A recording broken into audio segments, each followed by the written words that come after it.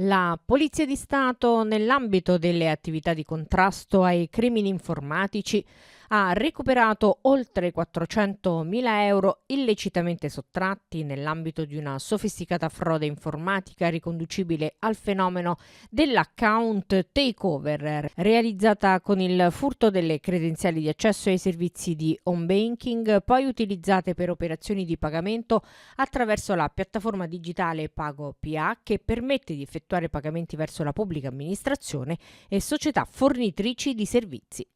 L'operazione è stata condotta dal personale del Centro Operativo per la Sicurezza Cibernetica Lazio, che a seguito della tempestiva acquisizione della notizia di reato coincidente con la denuncia querela presentata da un imprenditore e dal proprio commercialista, ha immediatamente avviato le attività investigative e tecniche necessarie per tracciare i flussi finanziari fraudolenti ed impedirne la definitiva dispersione.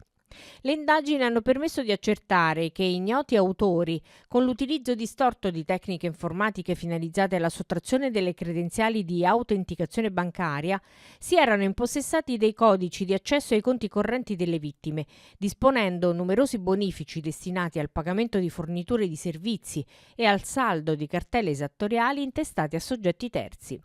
Il modus operandi risulta riconducibile al fenomeno dell'account takeover, una forma di frode informatica caratterizzata dalla compromissione degli account finanziari delle vittime con l'indebita acquisizione delle credenziali di accesso ed il successivo utilizzo per effettuare operazioni bancarie non autorizzate.